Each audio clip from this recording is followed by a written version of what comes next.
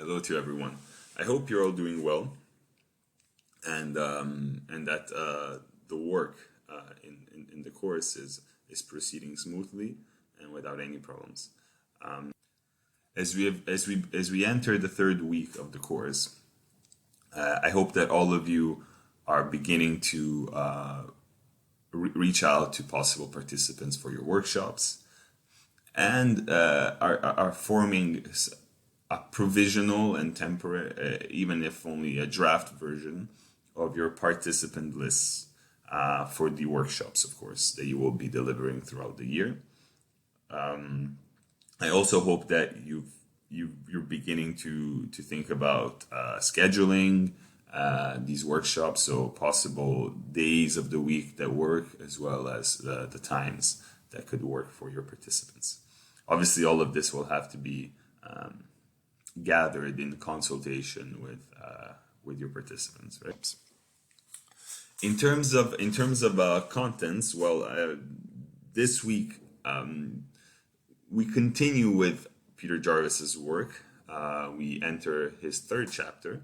Although this, as I did say previously, this chapter was optional. It is a very extensive chapter covering about 50 pages and also extensive in terms of contents. In fact, it covers quite a lot of ground for a single chapter. And so I decided to opt for instead maybe a mini lecture to just quickly go over some of the key ideas within the chapter. Of course, you are more than welcome to read chapter 3 if you'd like, and obviously share your thoughts with your group as well as TAs as well as myself. So, some of you may be familiar with the old English saying, "You can't teach an old dog new tricks." Perhaps some of you may be familiar with other versions of this saying. However, in English, this is very often heard. The saying is often heard, and obviously delineating or expressing the idea that older people are no longer able to learn or change, in a sense, right? Peter Jarvis begins with this saying, and he right away suggests this is not only misleading but wrong based on his personal experience of running workshops with adults, as well as based on his own research. If one were to think about learning specifically from a biological and therefore physical point of view, so from the perspective of physical maturation or physical development, obviously it would be likely for us to think about adults as the end product of this development. So physically speaking, once the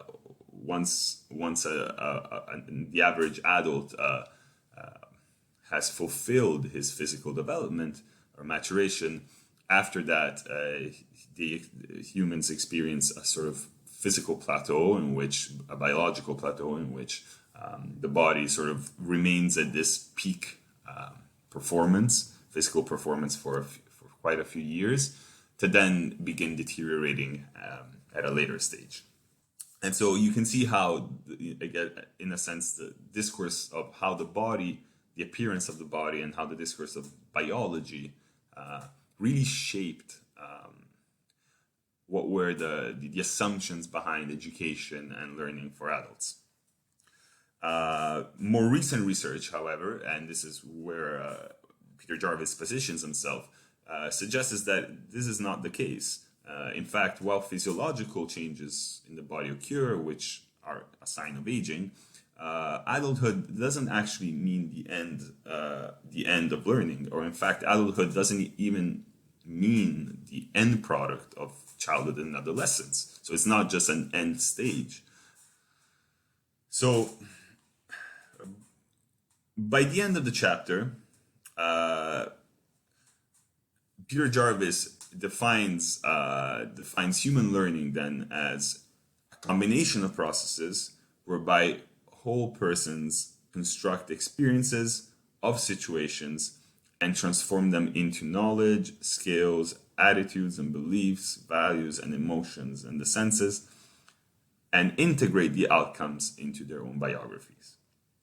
Now, you can see from this definition of human learning that is captured by Jarvis and put forward by Jarvis by the end of the chapter, that learning is a much more complex phenomenon than just biological development.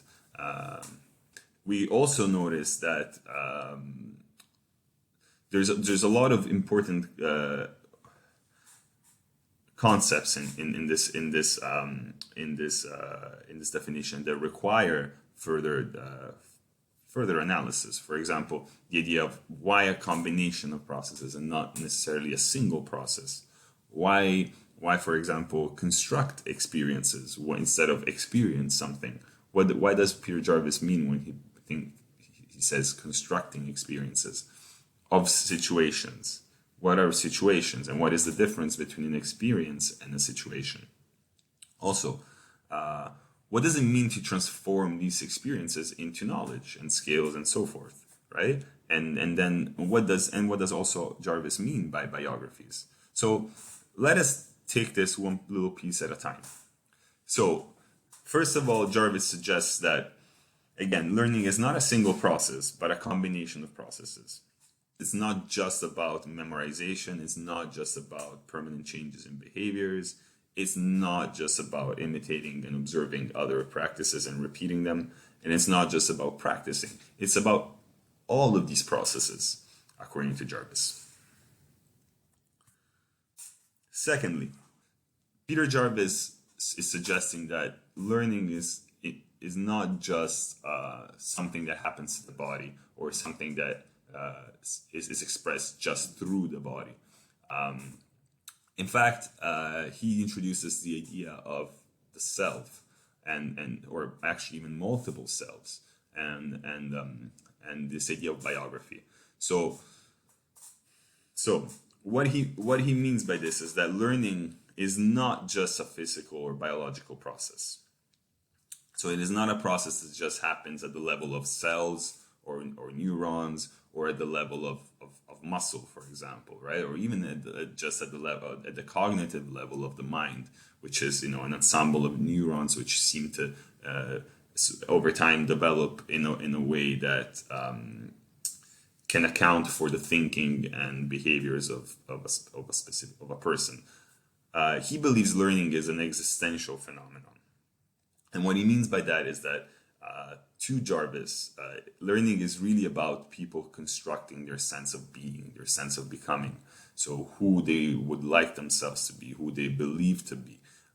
So it's bound in identity, but it's also bound, and this is extremely important in relationships with the outside world. So it's really a dialectical relationship with the social and cultural world around us. In this sense, this changes shifts the terrain quite a bit of learning quite a bit, because it's not just about trying to explain, again, how learning happens, but it's also trying to understand all the aspects that might factor into learning.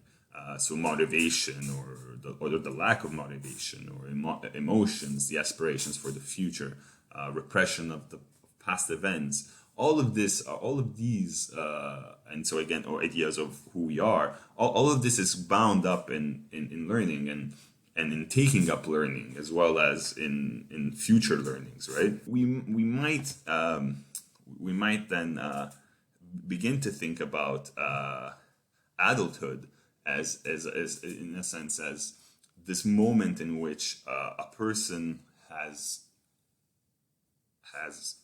reached a system of understanding of themselves and their location in the world, that allows them to behave and act in the world in a coherent manner.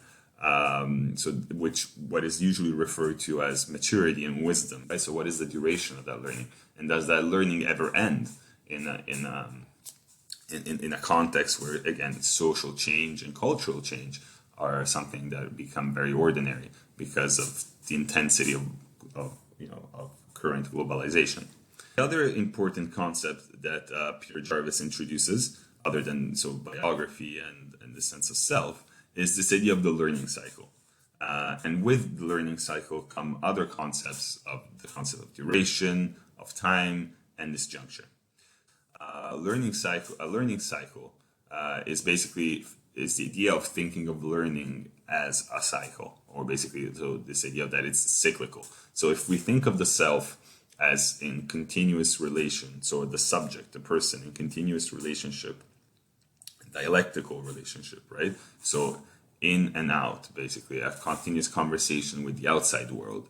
So if we think of that, the person in this kind of relationship with the world, then we begin to see learning as a continuous interiorization of outside cultural elements and encoding of these elements, right? And then the exteriorization of these cultural elements through social interactions. And so simply put, the person takes from the outside cultural cues and elements and behaviors and actions and thoughts and ideas, language, right, mostly, and then re-exteriorizes all of this, right, in the form, again, of behaviors or language and ideas and so forth. At some point, obviously, because the person might be, if the person is always exposed to very similar situations,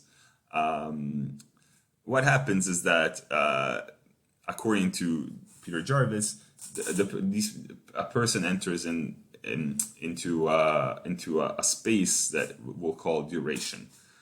This means basically a space in which our consciousness of time, right, our awareness of time is no longer really triggered. We do the same things repeatedly. We take for granted situations, right? So we already know what we need to do when we go to school, for example, or to work, or to or when we're at dinner with our family, and so forth. So the repeated scenarios, in a sense, that we're presented with, the situations, right, are always very similar to each other. And because they're very similar, we don't really spend much time, according to Peter Jarvis, to think about what we're doing. So we don't think about how we're going to act at the dinner table. We don't think how we're going to act at work, because if we've been doing it repeatedly, we've already learned what is the quote unquote proper way of behaving, right? So we take things for granted. This is the taken for granted idea. And this is what he refers to as duration. So then what triggers further learning, one would say, or what triggers, in a sense, new learning, we should say, right? So Peter Jarvis thinks of this as he introduces this idea of disjuncture. Disjuncture meaning an experience that is discordant with a person's biography up until that point. So in a sense, there's something that happens, a new situation that all of a sudden doesn't match the previous situations, and so the person finds themselves in a sort of a pickle, so to speak.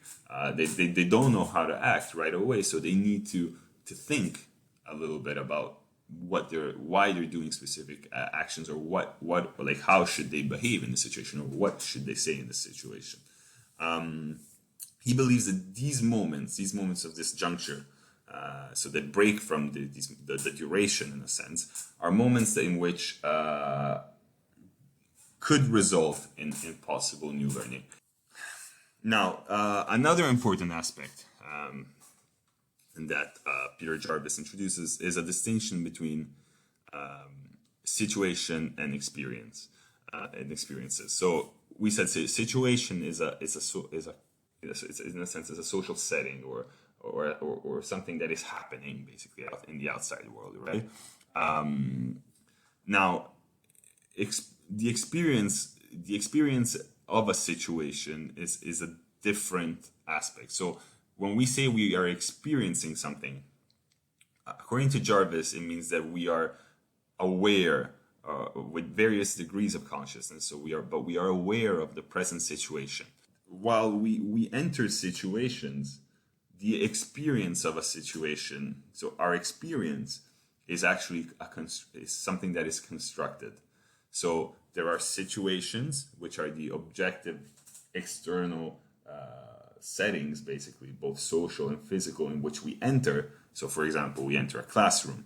However, our experience of the class is constructed, is subjective. We enter a class, we're experiencing the class, and so we already know how to behave in a class. And in that class, we know that we have to sit down, we have to, most of the times, and then interact with others around us, and perhaps listen to a lecture if it's a university level, and so forth.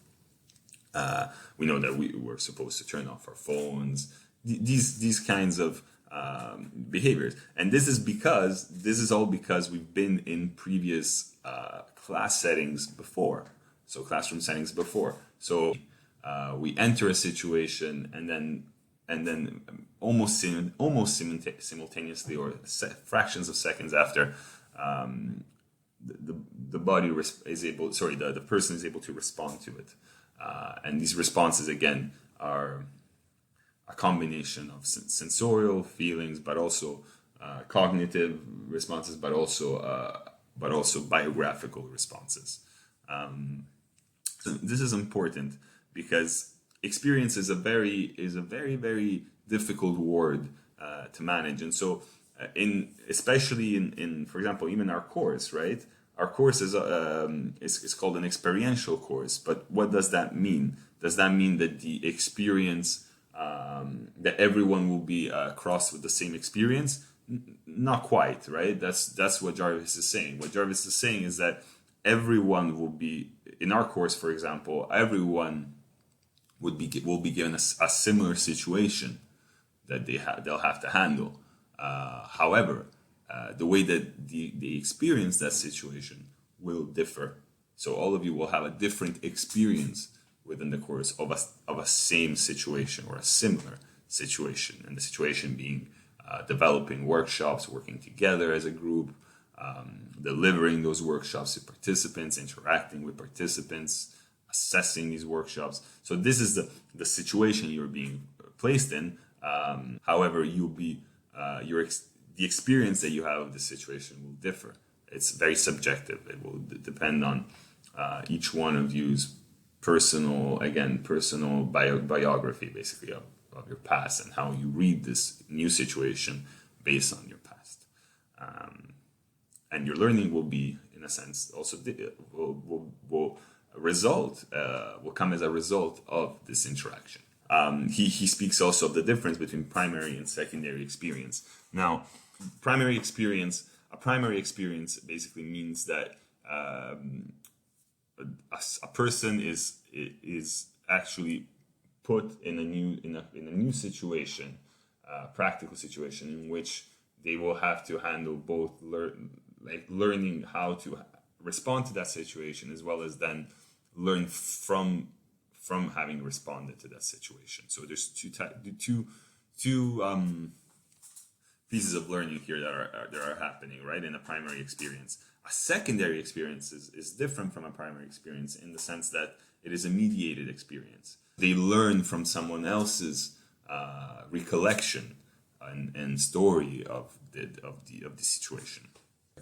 There is a direct experience, and there is a primary experience piece in this as well, because obviously, if you're listening to if you're listening to the recollection and to the description of the event, the primary experience for that person is the experience of listening, right? Is the experience of listening to the story. However, it's different from primary experience in the sense that this is always hermeneutical, in the sense that it's always it is always a reinterpretation of an interpretation of a previous interpretation that has been done. So someone has lived through a situation, they've experienced it in a specific way, they've interpreted it, and now they're retelling that interpretation to a second person, right? So that second person is, in a sense, is learning through a very mediated form, rather than rather than firsthand from having to deal with a situation. The difference between secondary and primary experience is very, very pertinent.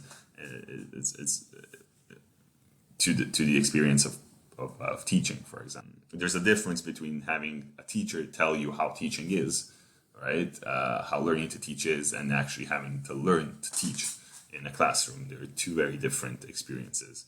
And regardless of all the of all the theory and all the descriptions and recollections that you might have been told by a professor, for example, in your BEd, the first day of teaching will always be a whole different kind of experience, and because it is a primary experience, because you'll need to still learn how to deal with that situation on your own. The text obviously leaves us in an interesting place because it opens up a lot of possibilities for thinking about for adult education, right? If we agree with what Peter Jarvis says and we take his argument to heart and think about it and think about the implications of it in our work,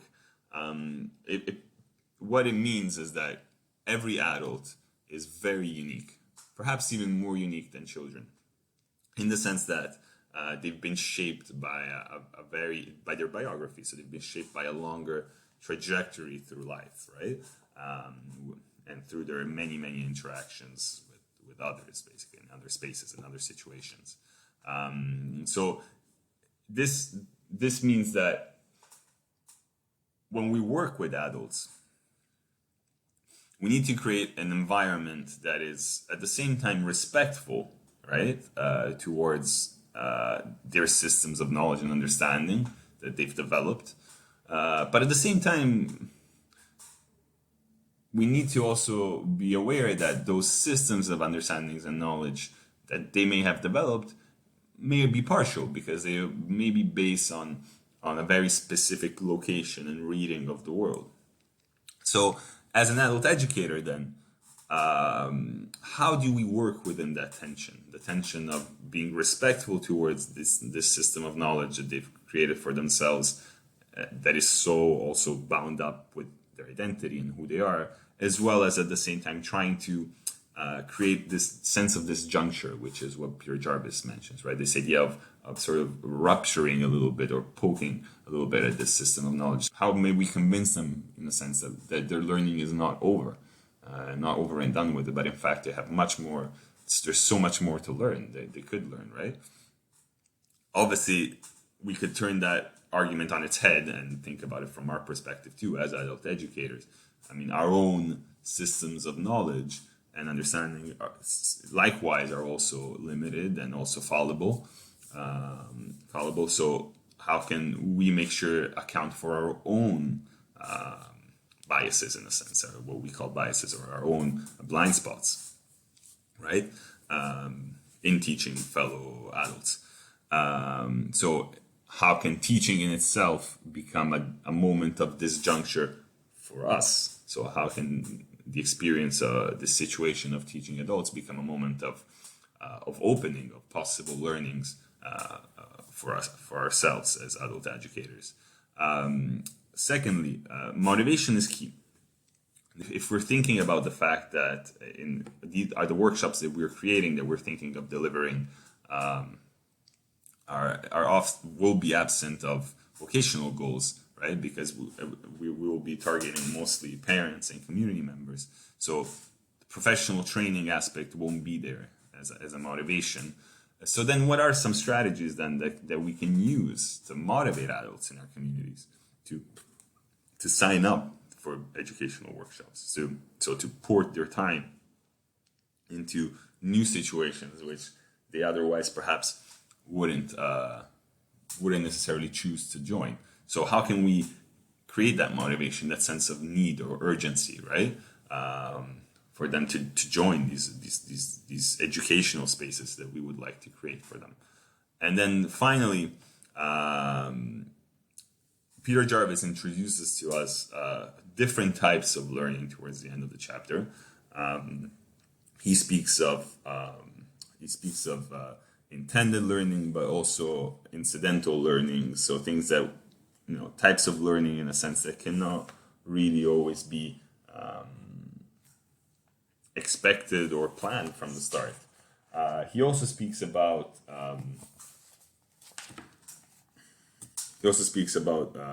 reflective cognitive learning, or basic skill learning, memorization, right, or practice learning. So he speaks of different types of learning that speak to different kinds of goals or different objectives. For example, if we're thinking of basic skills learning, he mentions for just learning, small competences like how to use the computer. This could be basic skill learning, or memorization would be, obviously, as the name suggests, is remembering and recalling specific words, right, or specific concepts. Reflective cognitive learning and practice learning and contemplation, on the other hand, are forms of learning competencies, skills, or ideas, and working with ideas, but that require a more reflective stance from the learners. So the person, instead of simply acquiring these, thinks with these ideas, or repeatedly practices them until they can see the advantages and disadvantages, and if there's other possibilities, and so forth. So, in a sense, in thinking of these types of learning, what kinds of learnings would you see? What types of learnings would you like to see in your workshops? Would you like your workshops to, by the end, to have instilled in parents and community, a sense of the curriculum by having them memorize like important concepts, or instead, would you like them to think about how those concepts would apply to them in their everyday life, and so how they might support their children's learning with these concepts in mind? Would you like them to have learned what specific competencies are within the curriculum, right? And then, so once you think of these types of learning, so really the goals and the objectives of your workshops, how might you also assess those pieces of learning? The types of learning that we're hoping to target and the way we are very much linked to the types of assessment and evaluation that we do of our workshops as well.